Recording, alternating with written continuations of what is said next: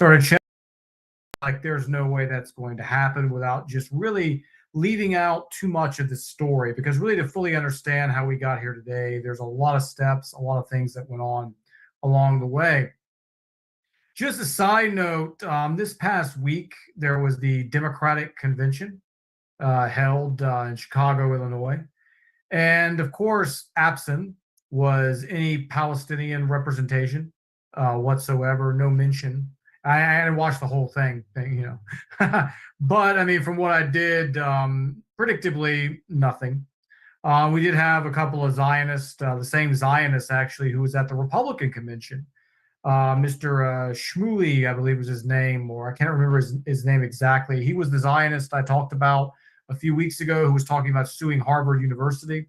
He was speaking at the Republican convention. Now he's tweeting that he's a lifelong Democrat. So, of course, that's again, as we're going to see today, how they've always kind of done this thing, isn't it? But one careful thing I wanted to point out, or something that really needs to be noted, was in the Republican convention, we didn't have any prayer rooms. And the Democratic convention, there was a prayer room for Muslims. However, it was unisex and encouraging men and women, from what I've gathered, basically at least, to pray in the same space on top of each other, practically. So it kind of really sums it up, does it? The Republicans are pretty upfront. They don't want any Muslim representation.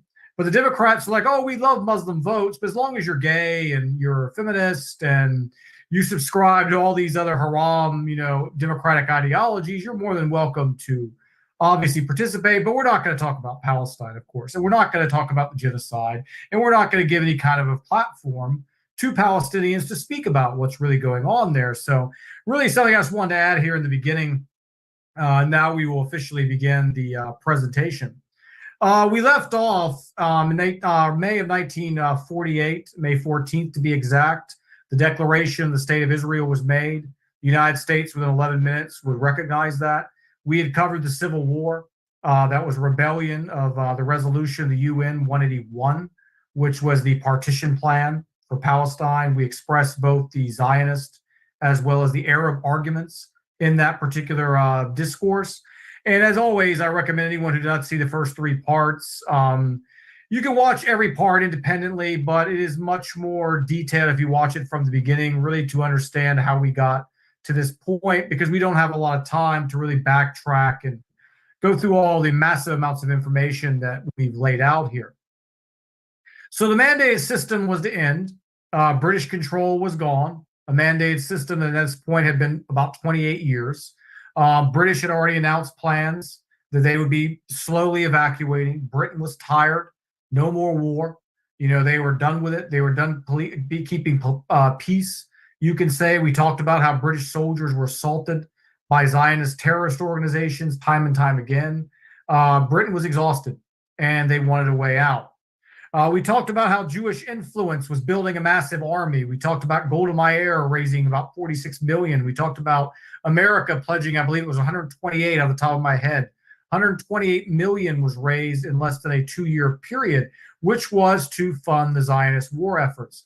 We talked about Czechoslovakia promising arms to the Arabs that were never delivered. On the other hand, of course, the arms were conveniently delivered to the other side.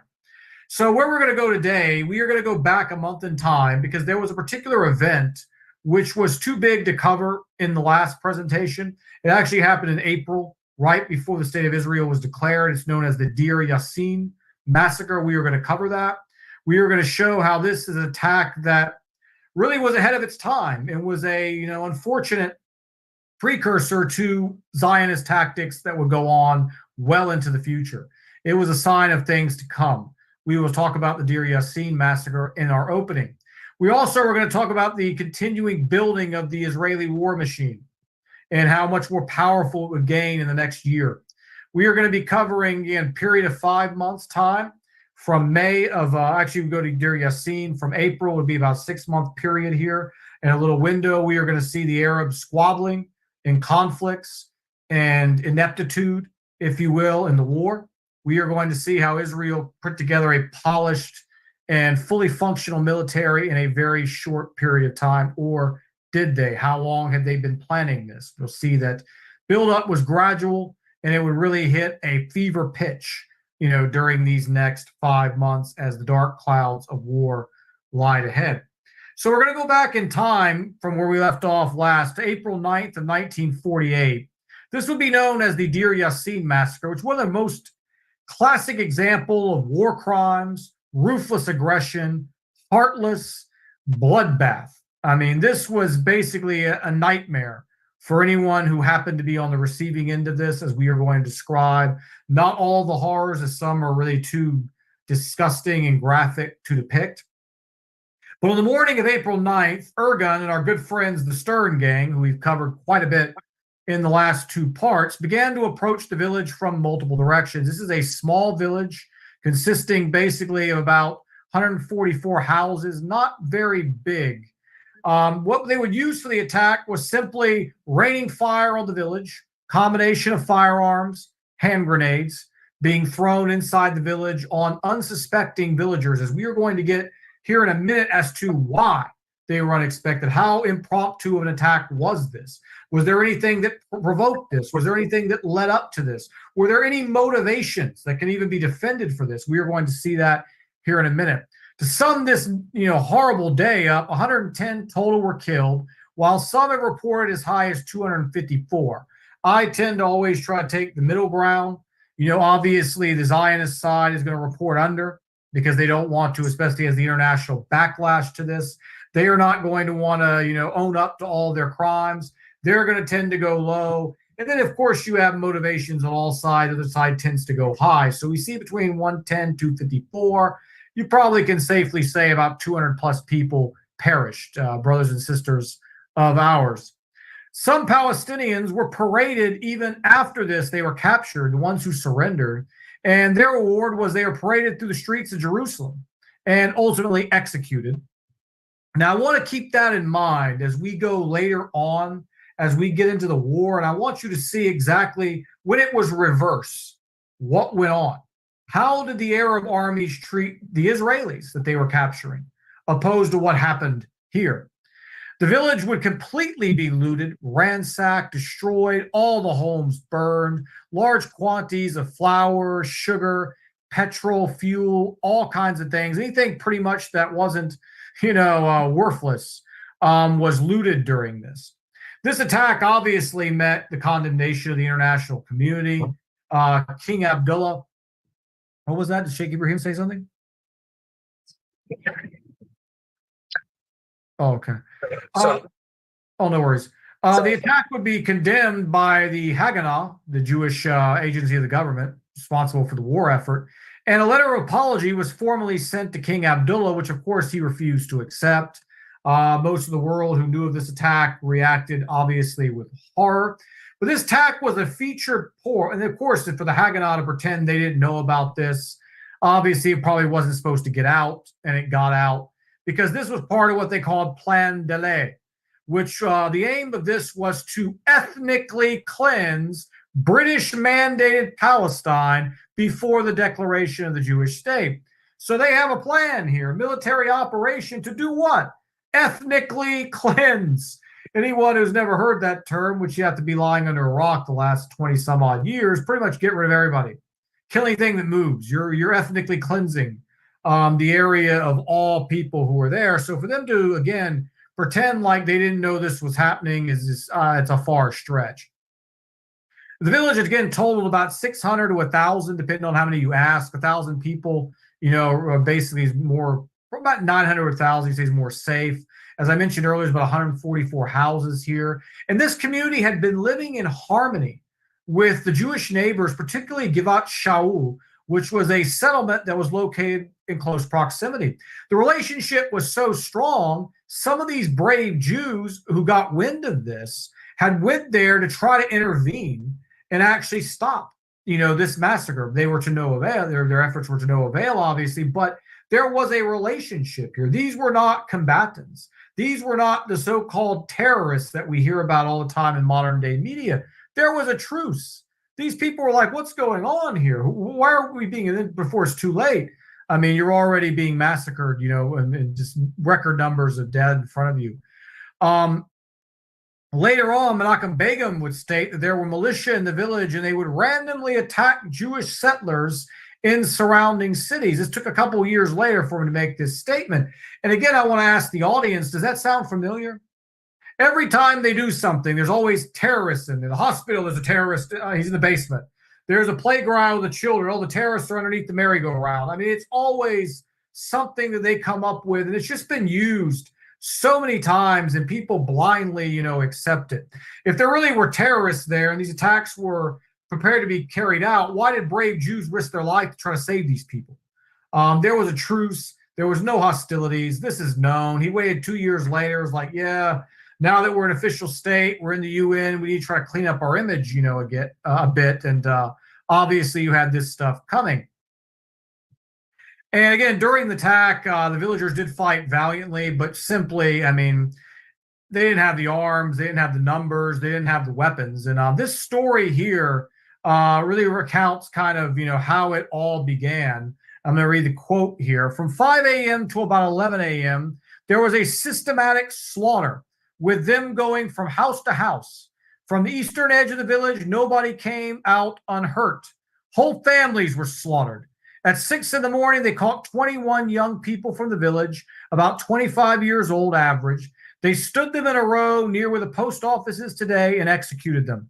Many women who watched this horrifying spectacle went crazy, as naturally they would. Some are still in mental institutions, one who survived to this day from what they had witnessed for their sons, their brothers, their fathers, their uncles. These were the strong men in these ladies' sisters' lives. And just watching this be done to these men who they most likely admired and looked up to. Again, these were the men of their family. A pregnant woman who was coming back with her son from the bakery was murdered, and her belly was smashed. They had to get those terrorists, right? And after her son was killed before her eyes, one of the conquered village houses, a Bren machine gun was set up, which shot everyone who got in its line of fire. My cousin went out to see what happened to his uncle, who was shot a few minutes before, and he was also killed as well. His father, who went out after him, was murdered by the same Bren, and the mother who came to find out what happened to her loved ones died beside them.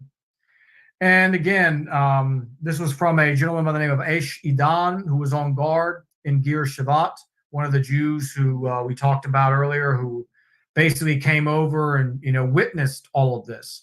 There are many more, stories that I would not share that I read while putting this together.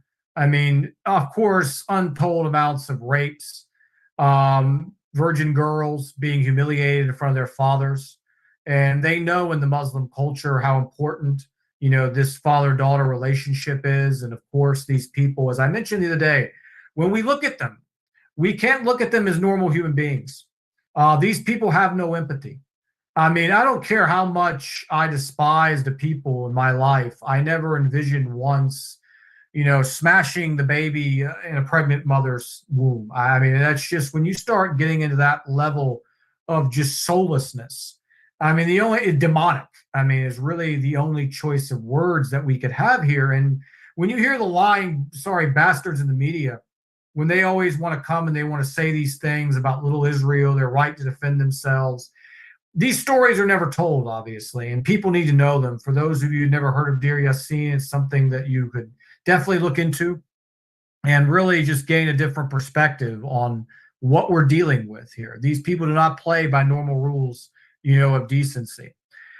1949, despite protests, the land of Dar Yasin would be converted into the Jewish neighborhood known as Givat Shal Betz, still in place to this day. Numerous members of the Jewish communities said this was horrific. And as always, we point out the good behaviors. Not all Jews are like this. Not all Jews are Zionists. Not all subscribe to this level of barbarity. And we saw that there's a lot of protests. The Israeli government obviously did not care. So now we move back forward into the beginning of the collection of coalition that was going to go in here after the state of Israel was declared. King Abdullah of Jordan had aspirations. He supported the partition plan originally, as we talked about in the last episode, UN Resolution 181. He wanted the West Bank area of mandated Palestine for himself. He wanted this to be annexed to Jordan. In order to keep the British from supporting the plan, King Abdullah would not agree to attack the Jewish state. So Abdullah agreed, you give us the West Bank, Here you go. You can. We're not going to attack the Jewish state. We will stand back. But he wanted, of course, that land. There would be pressure from all the various Arab states onto Abdullah into supporting an all-out invasion. They felt, like I've been highlighting in the past parts, that now is the time. If you don't go now, all they're going to do is continue to use that international influence, and they are going to build an unstoppable war machine, and there's not going to be much that you're going to be able to do about it. Time was of the essence. He was viewed by leaders of the region, as a Jewish Western puppet. And the more things change, the more they remain the same when it comes to that family who's occupying the high positions of power within that country. But Abdullah wanted to view himself as sort of a Arab supreme commander. He was the representative. He was the leader, and he was going to take the reins, of this effort. King Farouk of Egypt had aspirations of his own also, and he longed basically to take his, piece of the pie. And we're going to see this problem with the way that the Muslims and the Arabs think, and I'm going to do a section on this coming up later, of how the Zionists think and how the Arabs think, night and day, when it comes to the unity, when it comes to working together as a collective. Egypt wanted the southern territories to be under Egyptian control. So you have Jordan over here wanting this. You have Egypt over here wanting this. What about the people who lived in the land? Again, we see that is often just being neglected here. Leadership in Iraq wanted the entire Fertile Crescent under their control, and Syria and Lebanon wanted their slice of the pie also as well. They wanted the northern territories. So again, what about the people who all of this is about, who were denied their rights under the Article 22 of the League of Nations, who were listed as a Class A mandate, who were going to be given sovereignty? Do they not matter? Again, it's an afterthought among these leaders at this point. All this was going on with building distrust, obviously, as I was kind of briefly highlighting, among the Palestinian leaders who just simply wanted the land back that was promised to them under Article 22. So this distrust and greed and infighting would doom the Arab efforts before it even began. And again, as I want to stop here on this before we progress, is that I remember I had highlighted this in the last part, how the Zionists operate as a collective. Still to this day, when they take over something, it's in the family, it never goes outside. You don't see them fighting amongst themselves outside of surface level basic stuff. But when it comes to these agendas, they are clear, they are together. But when you look at the Muslims, the Pakistani group over here, you got the Iraqi group over here, you got the Egyptian Arab, you got the Algerian, you got this, the Western Muslims, it's all fractionalized. We have no unity whatsoever. How are they able to do what they're doing today? Because of this reason. We are too busy with, I'm national, I'm Pakistani, I'm English, I'm French, I'm Egyptian, and all that usual rah-rah, when that wasn't how we were in our golden era, in our greatest period. We were not this way. And you can see it here, aspirations, greed, corruption of the rulers, doing us in just exactly like it's doing us in now. And again, as I highlighted, the more things change, the more, unfortunately, they're remaining the same. And in fact, I believe getting worse as the years go by, because what's coming next is Western individualism, which is what's been promoted in this country and in Europe for the last 6 decades. And again, that individualism teaches you don't have part of a whole. You are about yourself and only caring about yourself. And that ideology is all well rooted now in the Muslim world as well. So expect it to get worse before it's going to get better. God forbid, maybe we will turn things around, inshallah. So before the war officially kicked off, you've got basically Operation Balak, which we would talk about in last week. There was an estimated one weapon for every fighter. Operation Balak was the importing of weaponry from Czechoslovakia. So as we highlighted in the last one, this was already going on because they knew what they were going to do. They knew what was coming. They were preparing for it. On May 13th, France would authorize shipments of weapons also to Tel Aviv, along with Belgium, Switzerland, numerous other areas in Europe. So you're seeing again now, it's escalating. They're getting even more arms. They're getting loaded up. Now they also did something else. They increased the immigration numbers, as well. We would see 10,300 immigrants on average per month. Remember, we talked about the white paper a few episodes ago and how the British were trying to limit this. Now it's far exceeding the worst nightmares that even could have been foreseen during that time. By the end of the year, the Israelis would have 88,033 soldiers, and out of this total, 60,000 approximately would be engaged in combat. In addition to supplying weapons, Czechoslovakia also did something that we're going to see later that's very key here: aircraft and fighter planes. Now you're seeing the beginning of the air dominance that's going to happen in this war, with the Israeli Air Force taking superior position. This was not the case in the beginning, but it's going to become the case as we are going to see.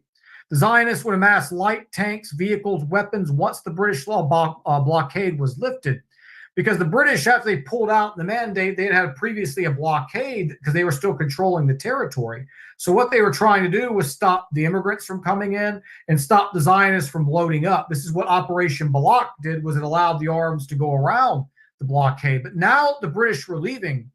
All of Europe and America could do what they wanted to do a long time ago, and that was fully arm this Zionist war machine.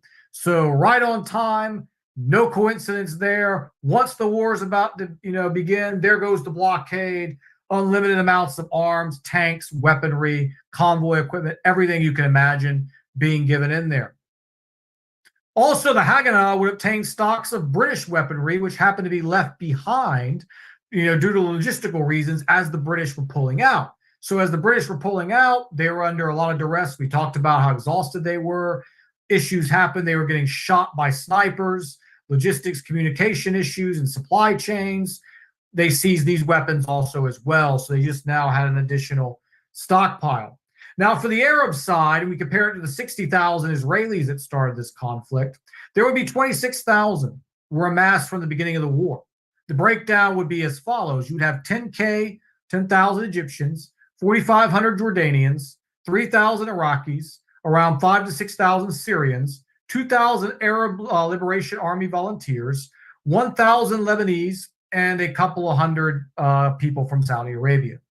So you see an army about 26,000 already outmatched by an army of 60,000, and we haven't even really begun, as the gap is just going to grow.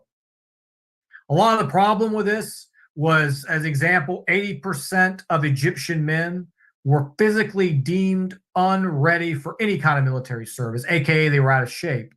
The Israelis, on the other hand, have been putting all their citizens, as we talked about during the Civil War times, they were getting war trained. They were training men, women, teenagers, and everything for this. Their men, women were ready. They were ready to fight. They had been trained as fighters. They brought in mercenaries and all kinds of World War II veterans to aid in this training. While you have the Arabs over here, 80% of the population of a country was not even fit for warfare. You can look now at the sad state of the Muslim world and obesity rates, and I've lived there, and America's the same way, but I was shocked to find the type of obesity I saw here in the United States also being present in the Arab world and is widespread. These are not fighters. These are not people who would be prepared in any conflict to defend their home, and it's the sad state of the Muslims. Being a Muslim is about all aspects, body, mind, and soul, and yet we see all these young people obese and negligent and out of shape, and it's really just disheartening. Now, out of the most trained of the Arab contingent, we would see Jordan's Arab Legion.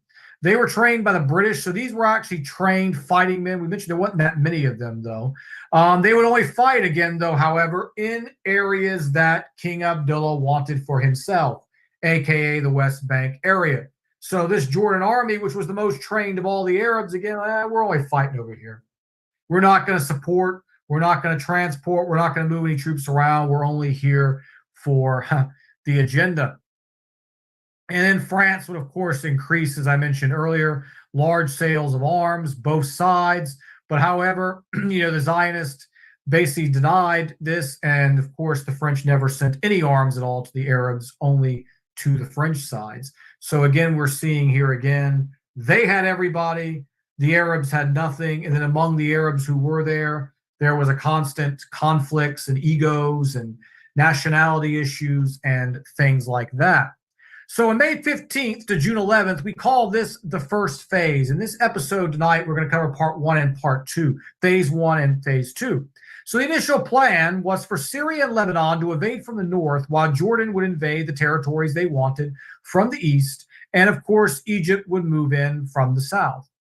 So this was initially the plan. They were going to have a three-pronged attack. You were going to be hitting the Zionists north, south, and the east. West, obviously, we'll talk about that later, when naval control was not necessarily going to be an option. Now, King Abdullah would reject this plan, citing that it only served Syrian interests. And of course, it was clear that this plan his plan lined up perfectly with his objectives. Again, we talked about, he was pretty clear from the beginning. We're only going to fight in those territories. We want that. He pretty much didn't care to support this coordinated attack, if you will. So what happened was, now Lebanon, would drop out of the war.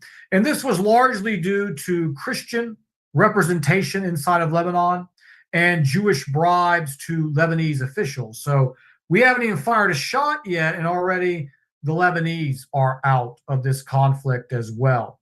I think the Lebanese at the time thought that maybe this would keep the Zionists off their back. As we've seen from history, that is simply obviously not the case. The French intelligence would state that the revised plan of the Arabs would contribute to Israel's success.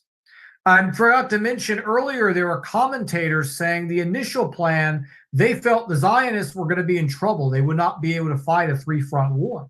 They were not equipped yet, being the key word there. So this was kind of a early, hit them when you can type of moment.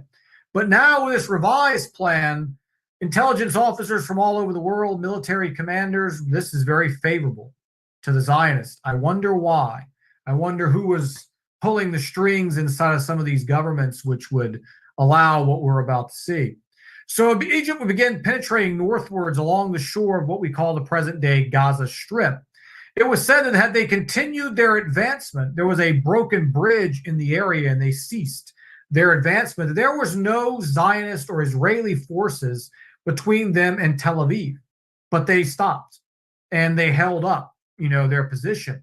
So Operation Plishat would take effect, which would be the first major combat mission by the Israeli forces.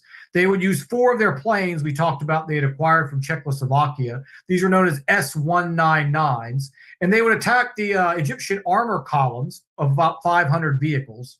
70 kilograms of bombs were dropped. The attack caused the Egyptians to run and scatter and put them on the defensive immediately. So now Israel immediately achieves initiative in the war. The Arabs are backpedaling. They have the control. The most fierce fighting during phase 1 would take place in Jerusalem and the Tel Aviv road. This would feature the Arab Legion of Jordan, who we talked about previously, the most equipped and trained of these forces. Due to Egyptian advancements, Israelis would abandon the Latrun fortress, which was a key strategic point early on, one of the few Arab strongholds that they would actually gain during this conflict. The Jordanians used a strategic point to cut off supplies to Israeli fighters who were located in Jerusalem. So first move, cut up a barrier, stop the supply chain, take the Latrun fortress. They took over this. 586 Israelis would perish trying to reclaim this territory, opposed to only 90 dead for the Arabs. So we're seeing here, this is kind of the only really good news that we are going to see during the course of this conflict. It's going to be mostly way in the opposite side after this. But again, with the new plan, this gave them time to reinforce, time to rebuild and load up. The Berber Road would be the bypass, which was built by the Israelis to deliver troops and whatnot to Jerusalem. So this road was very important. King Abdullah had ordered Glub Pasha to enter Jerusalem on May 17th. 10K artillery were fired per day in the siege. House-to-house fighting would ensue, and Arab forces were successfully able to drive out the Israelis from the Arab-controlled cities and the Jewish quarter of Jerusalem. 1,500 were expelled and several were detained. Now, here's where I mentioned earlier, we talked about Dar Yasin. I wanted you guys to remember what they did to us versus how we handled them. The Arab Legion would escort the Israelis out to protect them from the angry mobs of Arabs who were obviously very traumatized in what they had been witnessing over the last 30 years of their lives. Also knowing about the Dar Yasin massacre, there was a lot of Arab people, justifiably so, who were very angry. And the Arab Legion protected them. They gave them an escort with vehicles. We're also going to see how this was done again later by the Zionists in a different incident. And again, how we see the respect that was given to the non-combatants by the Arab forces opposed to what we see again from the Zionists. So at the beginning of all this, the air war favored, of course, the Royal Egyptian Air Force. As more effective air defenses would continue to be acquired, this would be short-lived. As again, the Egyptian Air Force would continue to use its capabilities. 25 S-199s would arrive from Czechoslovakia, along with 62 Spitfires, which was a significant upgrade. So the Israelis were now getting upgraded aircraft, which far exceeded the S-199s. In fact, these Spitfires were British, and were based. The Nazis had a counter to these in World War II, but they were pretty good planes for the time. So they had 62 of these to go along with 25 more Avias. And now, again, it's now going to completely turn to the airfare would be owned by the Israelis at this point. So the Israelis began a bombing campaign on Amman. This was payback to the Arab Legion. Well, unfortunately for the Israelis at the time, at least, during this campaign, they actually hit a British airfield.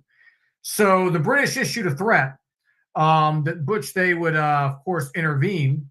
And we never saw Amman attacked again. So one time the Israelis took advantage of that superior air power to attack Amman, Jordan, but accidentally hit a British air base, and they got the hay.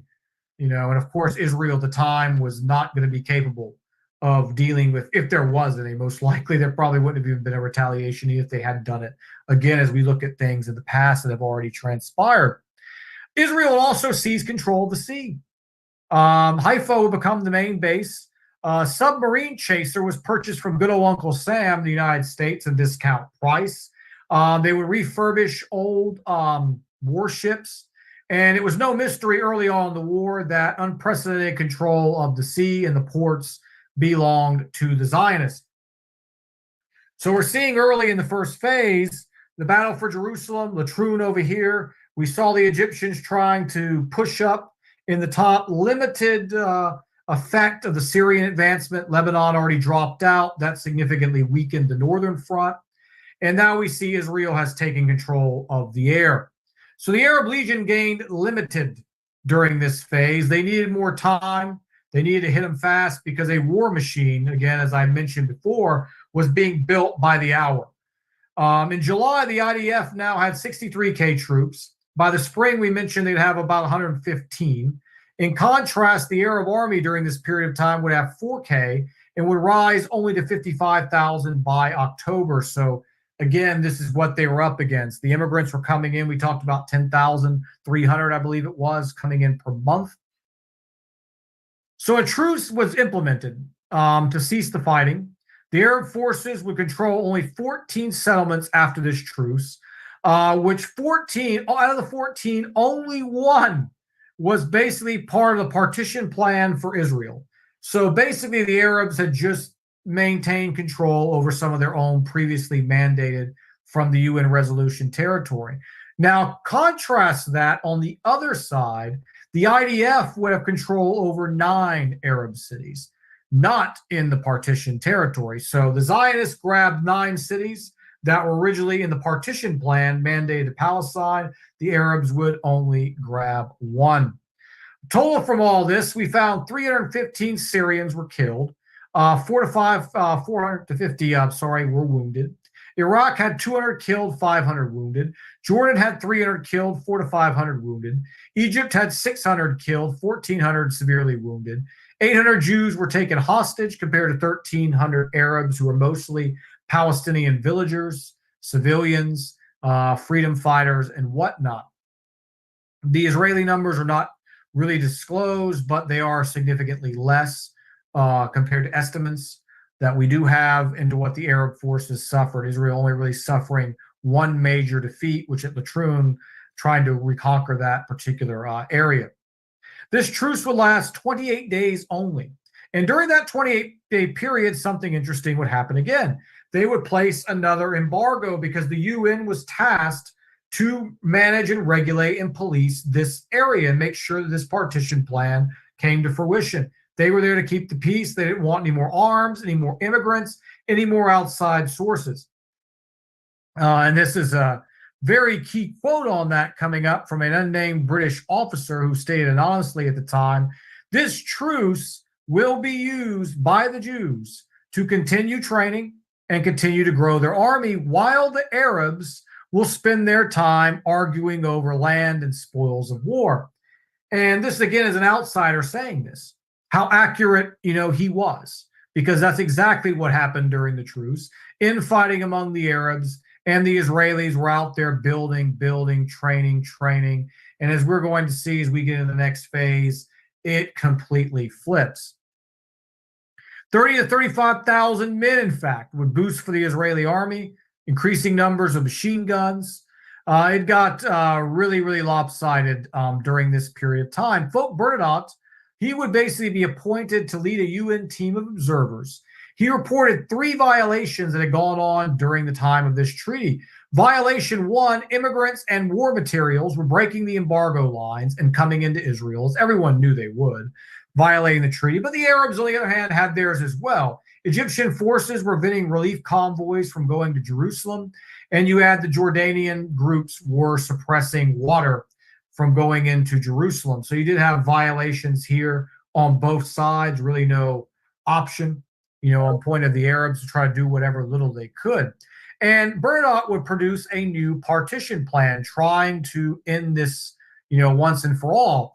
A Palestinian Arab state alongside Israel and a union to be established between Israel and Jordan, the West Bank. Jerusalem would go to the Arabs, with Jewish areas being considered independent municipalities. So that was the plan. Give Jordan what King Abdullah wanted, mandate the rest of the territories as before, declare Jerusalem this Arab city, but you would have Jewish independent governments that would not be under Arab sovereignty living side by side in those areas. And then the rest of the territories would go to Israel. Israel rejected this plan because they wanted Jerusalem all along. And if you go back to the original plan, they accepted it. As I said, what they tell you on Monday is not their plans. It's just buying time. They were all more than happy to say Jerusalem is international. But now, because they see what's happening, they know they're about to get it. And now their tune is changing, a little bit. And also part of Bernadotte's plan was a 28-day extension of the ceasefire. Of course, he wanted to, get more time in there. The Jews, of course, rejected this. The Arabs rejected it as well. The Arabs, again, like I said, they felt the iron was hot. You have to hit it now. The Zionists basically felt they pretty much were strong. They were going to take these territories. They didn't need to have it negotiated away from them. By war, they were going to conquer these areas. So we now move into the second phase of the war. This was a period of multiple 10-day battles, if you will. And it took place between July 8th to 18th. Egyptians would begin by attacking Negba. Negba was a strategic commune settlement, not really big, but a strategic point on the map that they could conquer, set up, and start running, supply chain and troops into the area. And from there, they would launch their aggressive offensives on Tel Aviv. Israel's would counter with their own offensives. Of course, the IDF would carry out several operations, one known as Death to the Invader. This operation would feature several villages. So they would begin by, and again, Death to the Invader shows again how the Zionists are viewing the people whose land they are taking. They're the invader. These are not, combatants they're attacking here. These are not Egyptian strong posts. These are Arab civilian areas that they're going into and attacking. And what they would do is simply go in the area, expel the citizens, kick them out. This time, because of Dar Yasin, they didn't do what they really wanted to do, which is kill them all and then take all their possessions. They just kicked them out, took their possessions, and so on. And again, sound familiar. It's exactly what they're doing today. Is you blow up the community, you destroy the community, destroy the infrastructure, destroy the homes, drive the people out. There's something very important, brother. Sorry to interrupt. Yeah, Dar Yasin is exactly 7 miles from Al Masjid Al Aqsa. Dar Yasin, where they killed everyone in Dar Yasin, the village actually next to the Masjid al-Aqsa. Their plan actually Masjid al-Aqsa itself. I'm sorry to interrupt, brother. Oh, And no also, worries, no worries. brother Yusuf, Nakba is disaster. And in 67, the disaster, especially all the Arab leaders cannot do anything. Sorry, brother, continue. Oh, no please. worries. You have that perspective as someone who's seen these places, traveled the roads, and been there. You know, for me, it's, you know, reading through history books and statements and accounts. So anything you have to add is always tremendously valuable. And again, they would destroy the homes. And this is, again, the same policy we see them enacting today. They bulldoze Palestinian homes, they kick them out. And then what do? They build in its place, and you know, they're building their settlements on graveyards. On July 12th, the Egyptian forces would again launch offensives against Negba. They would suffer a defeat, losing between 200 to 300, while the Israelis would only lose 5. So as we talked about, the longer the time waited, the more the war machine was going and ready to attack. They would proceed to attack more settlements, including Beirut, Yitzhak, where they ran into fierce opposition until the IDF forces arrived. So they're trying to expand as well. The Israelis, as we talked about, these citizens were trained. They were armed. So the resistance in these cities was much more formidable than what you were finding in the Palestinian settlements. So you had basically IDF enforcements arrive. 200 more Egyptians would be killed, while there was only basically 17 Israelis. Another lopsided defeat during an aggressive attack. Outmanned, outgunned, outtrained. There would be no more offensives after this. This was kind of the end of Egypt's day in the sun, if you will. Very short day in the sun in this war. It wouldn't even last the period of a month. Their air force was obliterated. They suffered setback after setback. They were outgunned. The air defenses of the Israelis were superior, and they would pretty much not even be a factor at this point. Now, Israel will launch Operation Denny, which was a plan to secure the corridor between Jerusalem and Tel Aviv. This was, again, part of their bigger plan. They rejected Bernado's partition plan. They knew they were going to get Israel, to get Jerusalem. It was just a matter of time. So one of the main objectives in this plan was a city known as Lydda. This was an Arab stronghold, which was lending support to the surrounding cities. You found local militia, about 1,000 strong, and 125 to 300 Arab Legion soldiers were there. However, the IDF amassed 8,000. And we showed earlier, we talked about total troop counts. I mean, the Jordanians only put a couple thousand, you know, it's like 3,500. The Israelis at this point in time had 66,000, you know, active men plus trained civilians. And they would capture the city easily. Only 10 casualties in compared to 450 Arabs. So another just lopsided defeat that we see. The next day, a city named Rami fell on July the 12th. The civilian population was expelled without any provisions. This is what I mentioned earlier, what happened in Jerusalem, the type of respect that the Arab forces showed the Israelis. They gave them a convoy. They protected them. They gave them transportation and provisions to make sure they safely were to a destination where they could, you know, settle in. However, when these people did it, they just said, whatever your 2 arms and your 2 legs, you go. If you were a mother with a baby, you were carrying the baby. And it was in blistering hot July. Numerous Palestinians would perish, you know, in the desert from heat stress, heat stroke, as we also know it as, exhaustion, just sheer fatigue and brokenness. Horrible, you know, again, because we saw the example on the other side of exactly how they were treated, opposed to how the Arabs were treated by them. Israel's forces now would march on Latrun. They wanted this because this was key to getting Jerusalem. They would break the second truce. This would come up here in a minute, but we're just talking about Latrun in general right now. And they would attack it the first time, failing to capture the city. This was a big setback for them. One of the last remaining, you know, say Arab victories or strategic was in this particular region, but that would change very quickly. Lower Galilee, including the Nazareth area, would be captured on July the 16th, but Eastern Galilee would stay in control. They wouldn't have, sorry, but not Eastern Galilee. I misphrased myself there. And this would cost 200 Syrians during this seizure and only 100 Israeli casualties. So again, doubling the number. So at this point, there would be a second truce initiated. We've seen again more advancements from the period of the ending of the first truce to the second. They grew even more. This truce would last from July 18th all the way to October the 15th. So on September 16th, Bernadotte would again propose his second attempt to try to quell this, a new partition plan, if you will. The plan would keep Jerusalem as an international city. So this was reflecting the original partition plan of about a year ago that was proposed by the UN.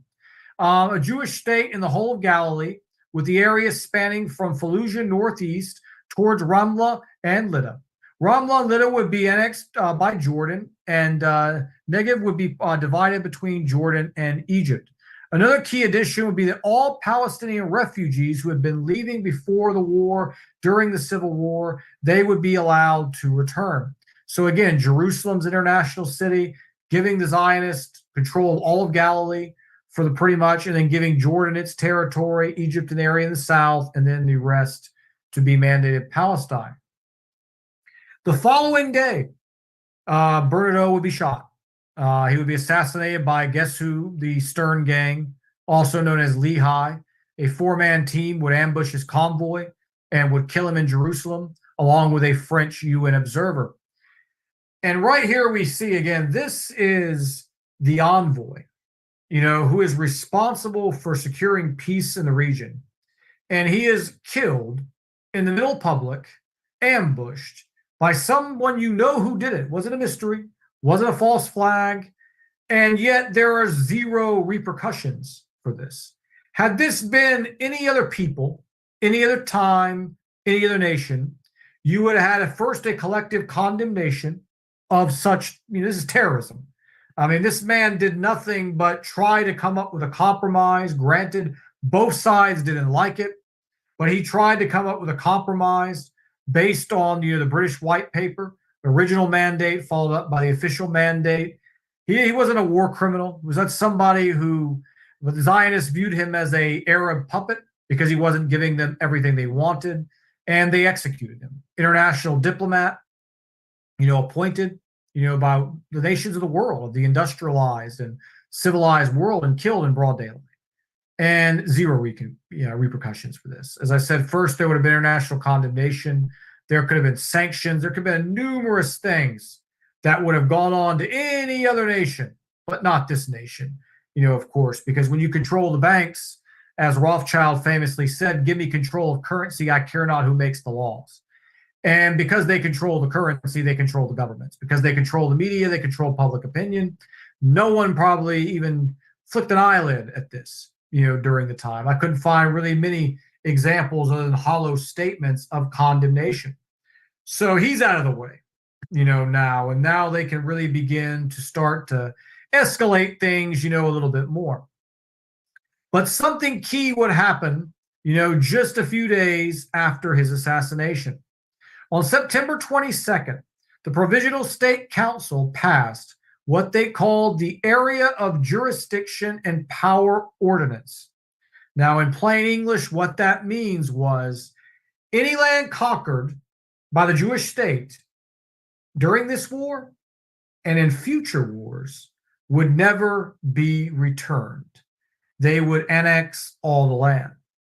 This is something they had set up and they knew they were going to do from the beginning of this. This war was only about provoking the Arabs. They knew what they were going to be able to do. They knew they were going to be able to win. They were just going to slowly slice up more and more territory. You had Arab leaders in their pocket. You had the UN in their pocket. You had all the arms dealers in their pocket, the American government, all the Czechoslovakian and Soviet Union support. They knew where they were going. They just made it official right here, that once they take a territory, it belongs to them. They are never giving it back. So when they move in, God forbid, to Gaza, you can remember this because they called their shots over 70 years ago, that once they take the territory, it's not coming back. The only way you're ever going to get it back is not the diplomatic table. It's not in discussions and councils. It's going to have to be an armed conflict. And they're living out to that creed. They always have. They continue to grow the state. We can look at the maps. And as we progress in this series next week, I know this last two parts, we really only covered about 2 years because a lot happened, during this 2 year time that was very important to the story, showing how they built it up, showing how they slowly conquered the land, showing the Arab division, all these lessons for the Muslims that we can apply to our modern day lives and see exactly what is going on, how fractured and divided we are. We are not unified. We can't beat anybody. We used to have one of the most powerful forces on this planet. No longer. I mean, to be honest, lack of a better term, we are a joke at this point. We are having parties in Saudi Arabia while Palestine burns.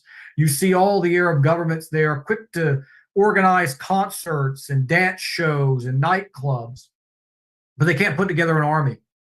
We talked about the 80% of the Egyptian men in 1948 were unfit for military service. I guarantee if you go to any Muslim nation now, with a few exceptions, you are going to find similar statistics, just like you find in the United States of America. You'd find people who don't have a fighting spirit, who are not willing to stand up for anything. And if you fail to stand for anything, you're going to fall for anything. And ultimately, right now, we are seeing why we are losing. Allah puts us under the test. Hardship builds strength, it builds character. And the Muslim world has probably never been lower, than it is at this point in history. And I hope this has been really informative so far. People are really enjoying it, seeing how we got to this point. Because what we're seeing now is not by accident. As we're going to continue to build in this series, and we're going to start exposing other actors who are going to come into this story. That's what they are. That's why I use that name is not by accident. And we're going to learn new actors, new stories, new corruption, new manipulation. It's all just going to increasingly make more and more sense. Sheikh, you have anything you want to add? My brother, Jazakallah khair. Brother,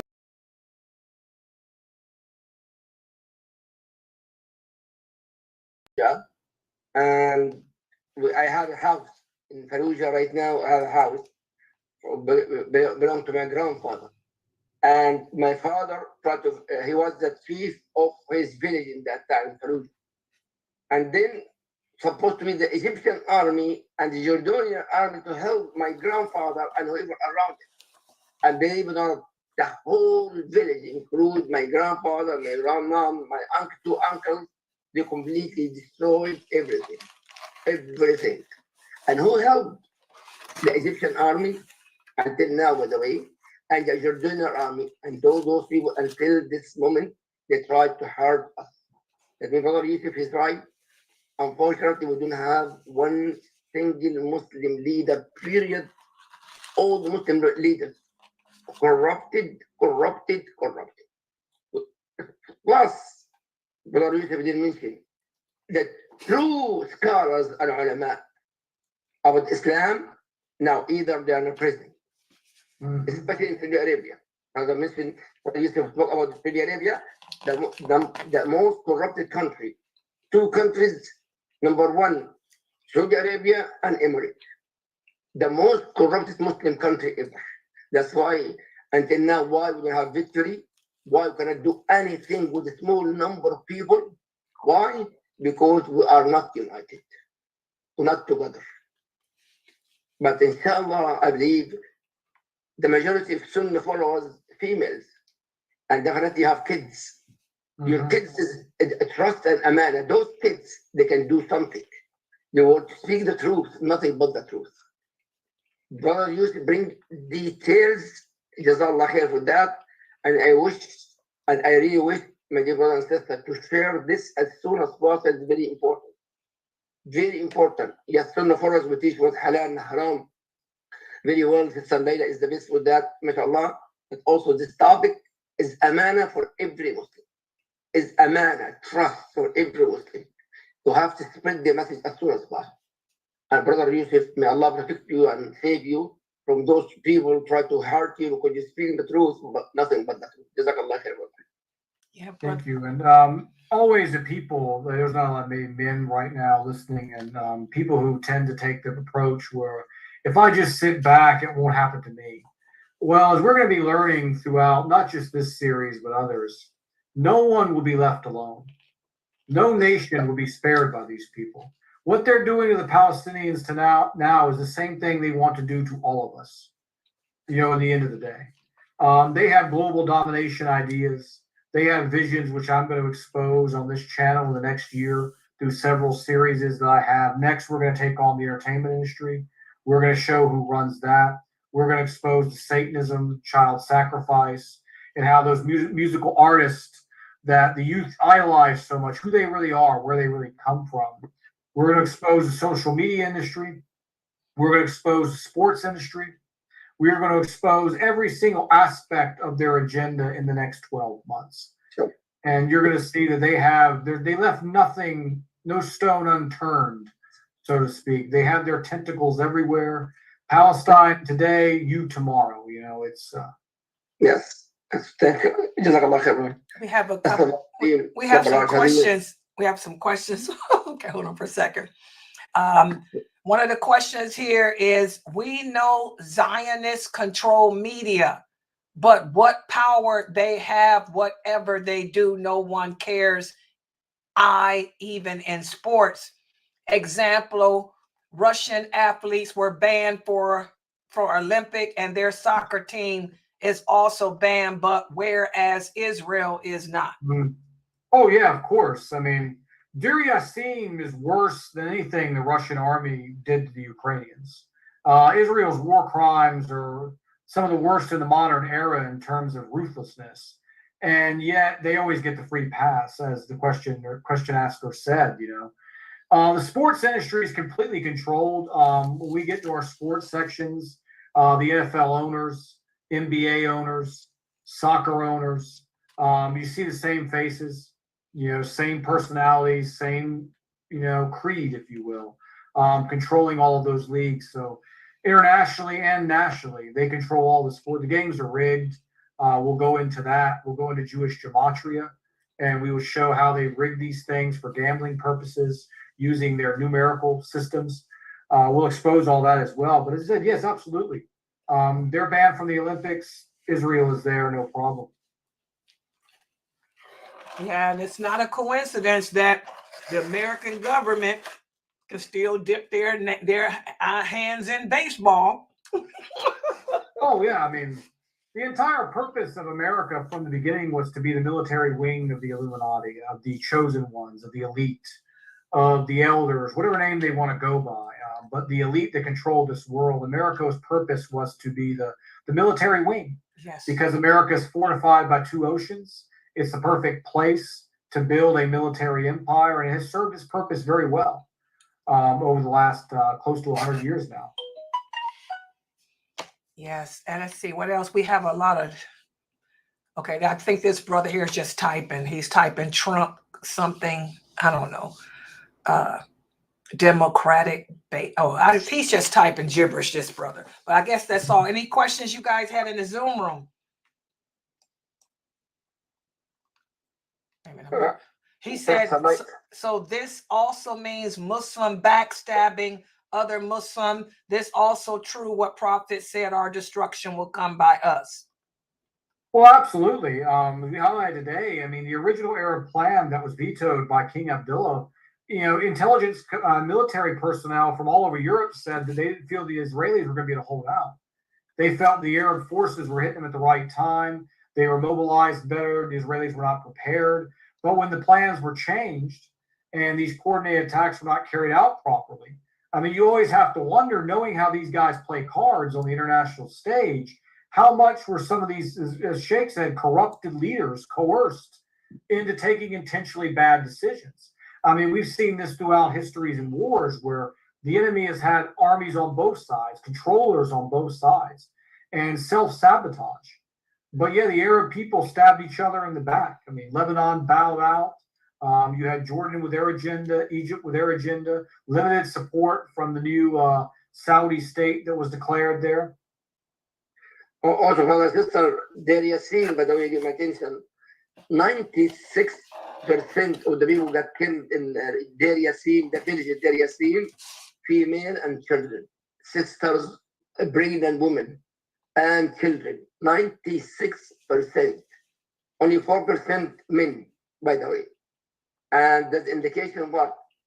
that they concentrate about females because the females can bring nation. Right.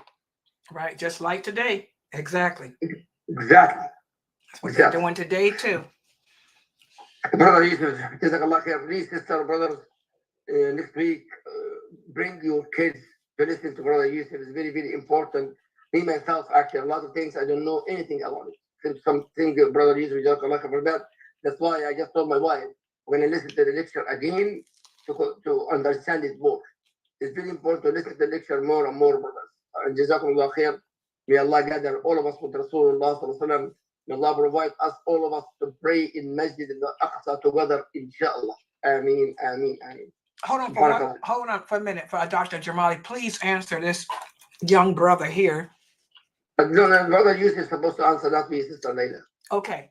What should we do as Muslim when we see Muslim countries are doing like that? Hajj is there and Umrah there. Now, let me tell you a little bit about this brother.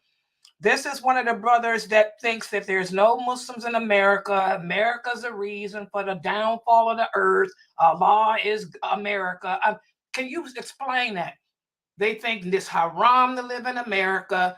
I mean, I try not to live in America, but unfortunately, because we have these leaders in place, we can't make hijrah. If you try to immigrate to any so-called Muslim nation, it's race-based. You have no shot.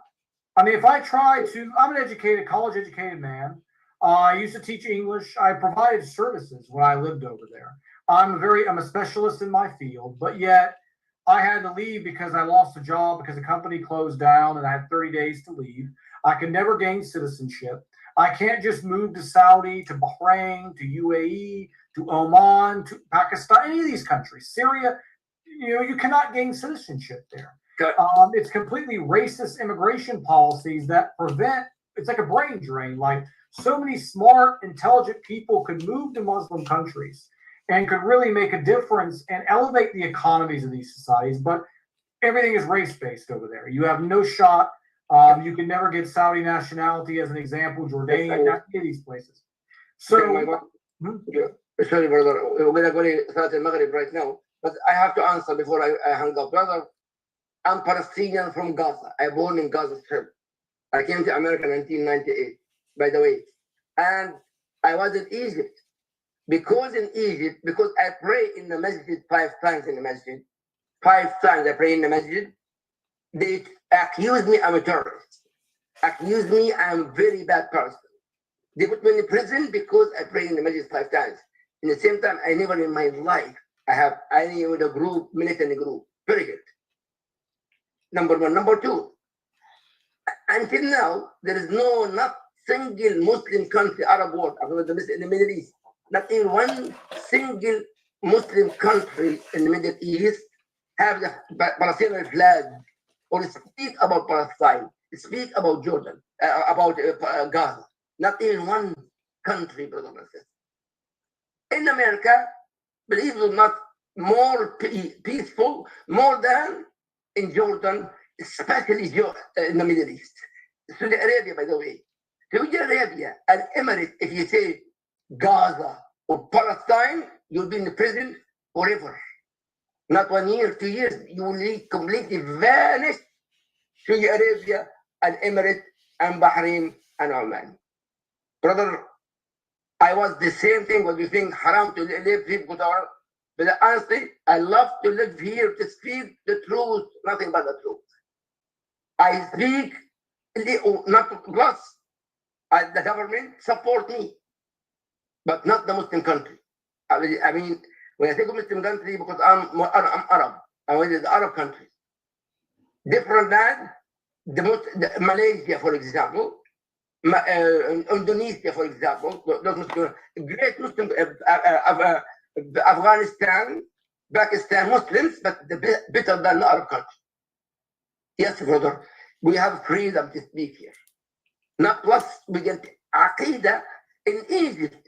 In Egypt, there is no one allowed to speak about Aqidah. Aqidah, agreed with Sister Layla teach. No one allowed in Egypt to speak about Tawheed, monotheism. Brother, we are in safe country here. Trust me with that. And also, yeah, from my perspective, yeah. if I was saying the things like Sheikh was alluding to there, like what I'm saying tonight in Saudi, I already been arrested, deported, or tortured, who God knows what, what had happened. We have to make the best of the situation we're in. Our governments have been hijacked. We don't have strong Muslim countries. Like Sheikh points out, a lot of times I've known about what's going on in Egypt. I never personally been to Egypt, so I was unaware of how bad it is there also as well. As I talked about, the racial-based immigration systems in these countries, that was impossible now, unless the current regimes fall, to really see significant changes there. I mean, what we have to do is build our best life here, where we're at. Yes. We have to bring Maghrib. We have 10 minutes left. Let's make dua. Let's raise our hand to make dua. Dua against the Muslim leaders, all the Muslim leaders. As'alullah al-Azim. I ask Allah Azza wa Jal subhanahu to destroy all the Muslim leaders. May Allah destroy them and destroy the army with them. Because we are the very corrupted people. Ya Allah, you know, Ya Rabb. أنت أعلم بذلك يا رب. اللهم خذهم أخذ عزيز مقتدر. آمين آمين آمين. سبحانك الله وبحمدك أشهد أن لا إله إلا أنت أستغفرك وأتوب إليك. السلام عليكم ورحمة الله وبركاته. Continue, brother Yusuf, because I have to bring back inshallah. Assalamu alaikum. Thank you, Sheikh. That was great. Alhamdulillah.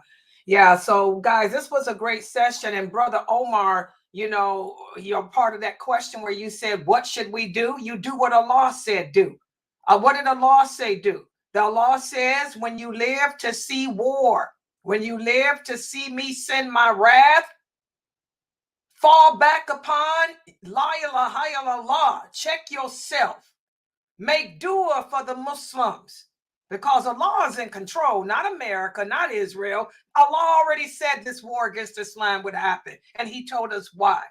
And he also told us what to do. So what you young brothers are going to have to do is what the prophet said do. Tie in your emotions and then ask yourself, what am I doing that I shouldn't be doing that's caused Allah to send his anger? Because war is his anger. And what should I be doing that I'm not doing? Because most of Muslims on earth today, your belief system, your aqidah, as Sheikh Jamali said, is not correct. And Allah said, whenever we deviate away from the true aqidah, expect there to be war. Because he sends war to cleanse the earth of bad people. He also sends war to offer the true believers something better than all of this, which is paradise. So that's what you do. You don't speak out against the leaders. You don't speak out against the people, because all that ain't going to change the qadr of Allah. What you do is make dua, like Jamali said. Make dua for the people and make dua for yourself and change. Like Allah says, he will never change the condition of a people until we change the condition of ourselves. And you young brothers are messed up.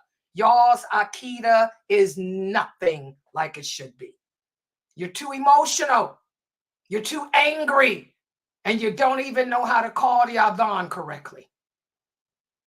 Okay? So learn your deen. Go ahead, Brother Yusuf. I said to tell them. 100%. We still live? Yeah. I wanted the young brothers to hear that. Yeah. Oh, no doubt. Yeah, I mean, I couldn't have said it better myself. Once we change the condition inside of us and in the world, we'll change the condition outside as well. And, one of the things that I really wanted to hammer home from that last presentation and, recollecting on it is about the collective again. I mentioned that several times because we don't have it. We cut each other's throats.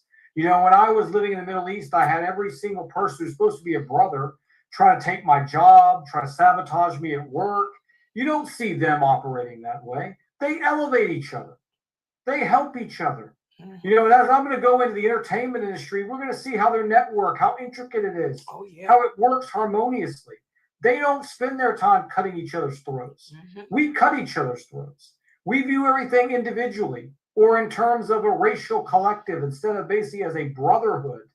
And once we start working together, pooling resources together, helping elevate each other, we will take over. I mean, we have the numbers. We have the brains. We have the built-in wealth potential. We could do exactly what they did, but for good. But we have to unify. And we are not unified by any means. Exactly. And that's what Umar, may Allah be pleased with him, told his army.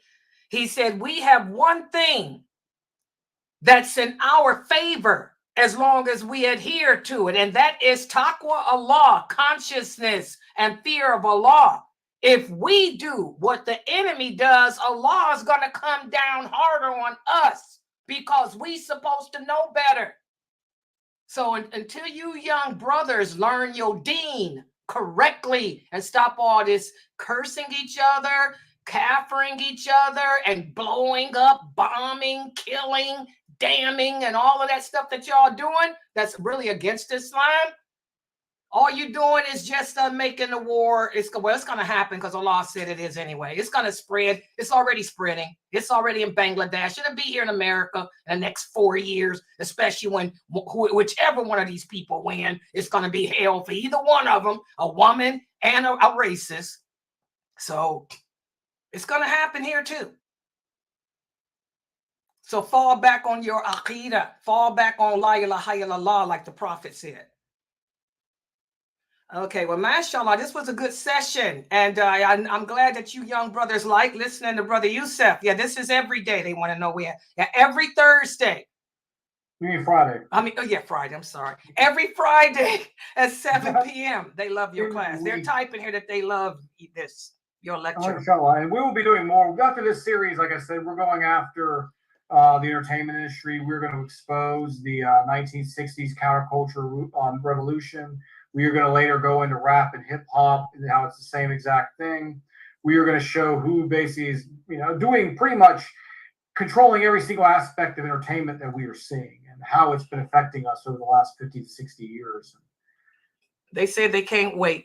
Okay, guys, we're going to close out because I know, like he said, it's time for for me too. So yeah. I'll be back at 9:30 for the Q&A, for the call in the Q&A show. But until then, guys, subhanakallahumma wa bihamdika, ashhadu an la ilaha illa anta astaghfiruka wa atubu ilaik. And you young brothers, make sure y'all here for all of the classes. All right. Okay, well, I'll be back. Allah bless everyone. Have a good night. Alhamdulillah. This was